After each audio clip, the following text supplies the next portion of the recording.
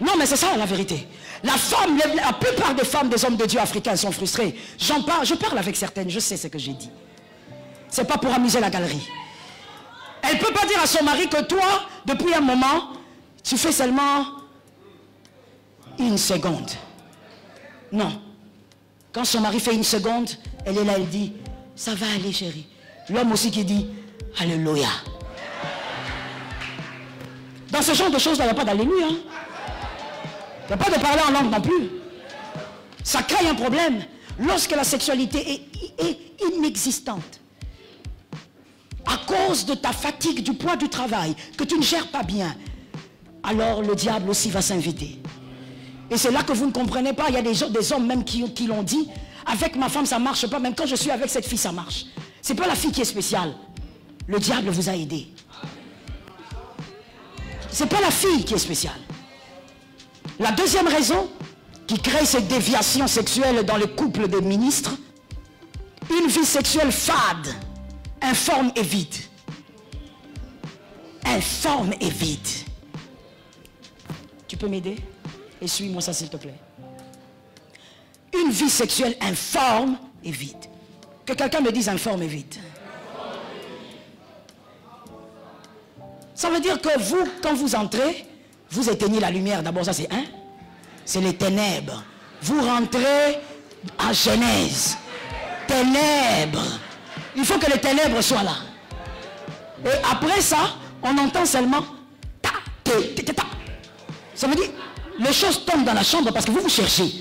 Parce qu'il fait noir. Et après un moment, la porte s'ouvre. C'est fade. La sexualité, pour un couple équilibré, ce sont les moments de qualité. Ce sont les moments de fête. Ce sont les moments de qualité. Pour toi, ça doit être plus intéressant que manger ton plus bon mets. Oui, la femme est le plus bon mets de son mari. Oui, oui. Pas comme étant une nourriture, mais comme étant une découverte. C'est comme ça qu'Adam a regardé, après avoir nommé tout ça, il a dit non, cette fois-ci, c'est elle. Il y a une différence. Mais vous, c'est fade. Mais pourquoi c'est fade aussi? Est-ce que les femmes peuvent me donner un amen? Ok, les femmes de pasteur, il ne faut pas vous fâcher. Hein? Il ne faut pas vous fâcher. Je suis en train de parler de certaines réalités. C'est fade aussi, pourquoi? Parce que madame, toi pendant ce moment-là, tout est fade. Tu portes un calbar de grand-mère. Les anciens là, les antiques. C'est avec ça que tu te présentes. Ça veut dire que l'homme de Dieu, quand il te regarde, il voit sa grand-mère. Il se pose la question, comment je vais m'en sortir ici?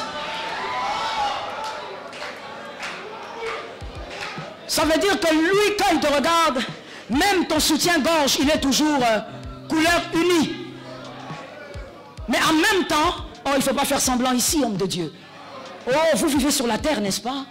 Oui, il vous arrive de regarder même sur les réseaux, là, vous voyez des belles femmes. Merci, j'aime votre sincérité. Il ne faut pas faire semblant. Donc, finalement, ton mari, il voit aussi qu'il y a quand même des gens qui portent des soutiens un peu avec des fleuris.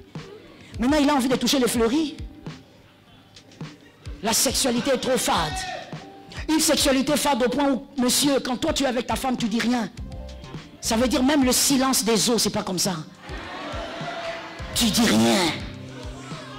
Et quand on te pose la question, par ceux qui te posent la question, ta réponse, non, moi c'est comme ça, moi je fais comme ça. Non, il ne s'agit pas de toi, il s'agit de vous.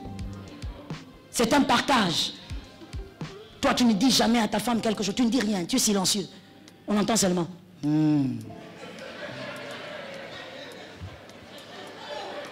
Quand tu fais tu es en train de dire avance.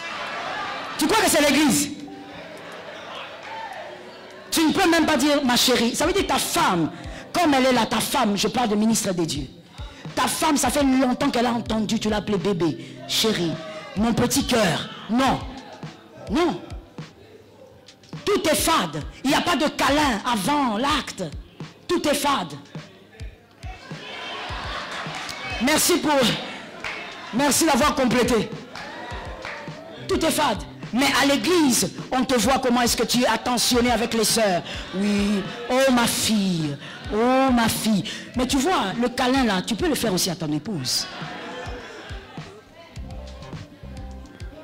Des fois, certains hommes de Dieu tombent dans l'adultère parce qu'il y a des problèmes sexuels chez eux.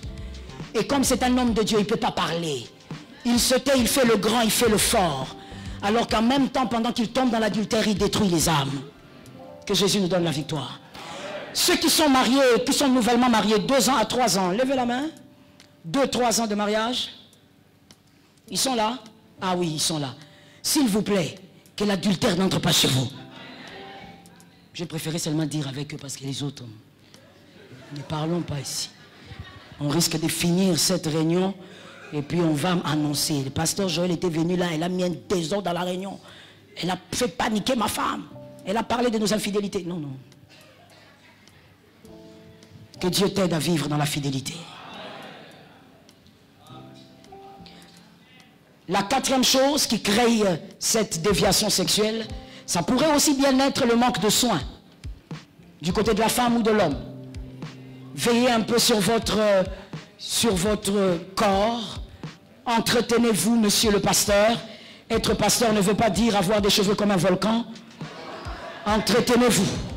Soyez un homme propre. Soyez capable de vous parfumer. Soyez un homme propre. Jeûner ne veut pas dire être sale.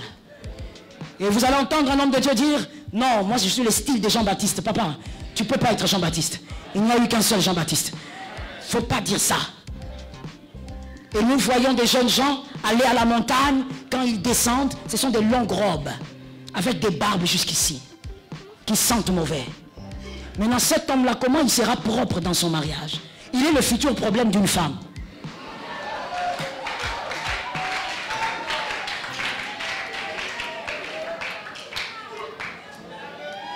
Je ne veux pas parler de la propreté de la femme ici, ça va me prendre trop de temps. J'ai dit, veillons sur ces petites choses. Ça semble être rien du tout, mais ça peut créer des grands désastres dans la sexualité de couple des ministres de Dieu.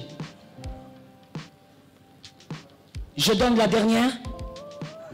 Oui. Je donne la dernière. Un partenaire frustré par les paroles méchantes de l'autre. Il y a des pasteurs qui sont des bons parleurs du haut de la chair, mais très blessants avec leur femme. Il ne sait pas comment parler à sa femme avec respect.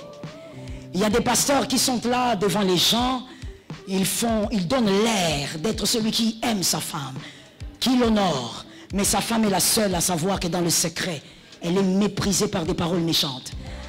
Tu sors toujours des paroles blessantes. Écoute, lorsque tu blesses régulièrement ta femme, tu dois savoir que sexuellement parlant, si elle n'a pas le moral fort, elle peut devenir frigide. Et tu vas t'en plaindre. Tu vas dire à ta femme, pourquoi tu es comme un bois? Elle est comme un bois parce que tu as trop lancé des flèches. Il faut apprendre dans le couple à veiller sur les paroles, à veiller sur ce que vous dites même quand vous êtes fâché. Homme de Dieu, c'est vous qui prêchez la tempérance, je n'ai rien à vous prêcher là-dessus. Vous devez savoir quoi dire lorsque vous avez mal. Vous savez quoi dire, savoir quoi dire lorsque vous êtes en colère. Ayez un comportement de celui qui veut préserver aussi l'âme de sa femme ou de son mari. Écoutez, votre femme est une âme aussi. Et ça, on oublie ça souvent. Des bonnes paroles, c'est à la chair. Les bonnes paroles, c'est avec le collaborateur. Mais avec votre femme, vous êtes très blessant. Et la femme est devenue frigide. Et ça crée des problèmes dans le couple. Lorsque tu demandes à ta femme le corps, elle ne donne pas parce qu'elle ne ressent plus rien. 1 mois, 2 mois, 6 mois, à un moment donné, tu craques. Quand tu es à l'église, tu ne vois plus les femmes. Tu vois autre chose. Tu vois des serrures. Et c'est toi qui as la clé.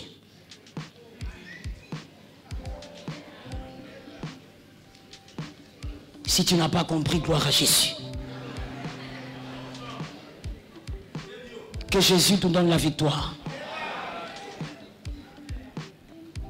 Je veux finir en disant ceci. Tu sais des fois ce qui amène dans le péché de l'adultère et de l'impudicité, surtout pour les hommes mariés qui ont toujours des justificatifs. Ma femme, elle fait ceci, elle ne veut pas ceci. Ma femme, c'est parce que tu penses ou c'est parce que tu as compris qu'il y avait une autre option. Le jour où tu sauras et tu vas te convaincre qu'il n'y a pas d'autre option, tu ne pécheras pas. C'est le fait d'avoir intériorisé la réalité qui t'amène vers une deuxième option. Pour toi qui es enfant de Dieu, je ne parle même pas de ministère. On ne vit pas dans la sainteté parce qu'on est pasteur. On ne vit pas dans la sainteté parce qu'on est docteur. On vit dans la sainteté parce qu'on est enfant de Dieu. Parce qu'on aime Dieu. C'est pour ça. Nous sommes tellement pasteurs, nous sommes tellement hommes de Dieu qu'on a oublié qu'on était enfants de Dieu. C'est parce qu'on est enfant de Dieu qu'il n'y a pas une autre option. Monsieur, tu t'es marié, assume avec ta femme. Madame, vous êtes mariée, assumez avec votre mari. Célibataire, l'impudicité va enterrer ton ministère. Fouillez l'impudicité. Celui qui est d'accord m'a donné 3 amens.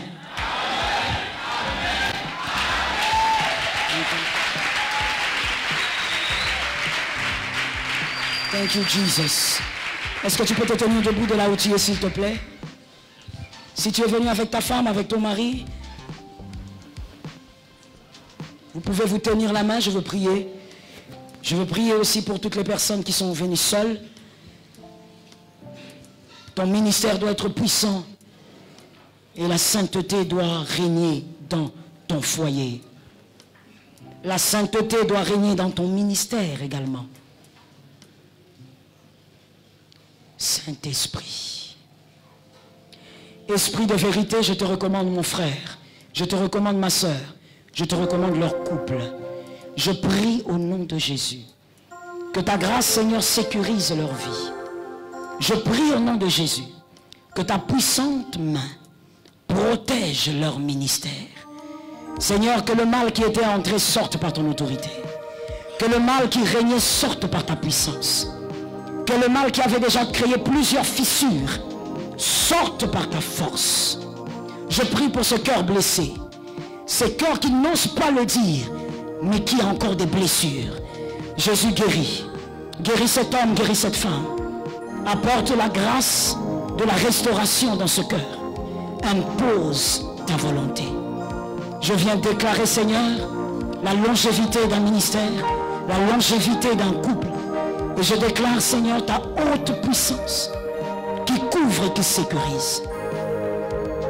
Saint-Esprit, je veux prier de manière particulière et ces personnes vont simplement s'avancer avec toute humilité. Vous reconnaissez que votre cœur est encore blessé. Pour une raison ou pour une autre, même si cette blessure vient de la famille, même si cette blessure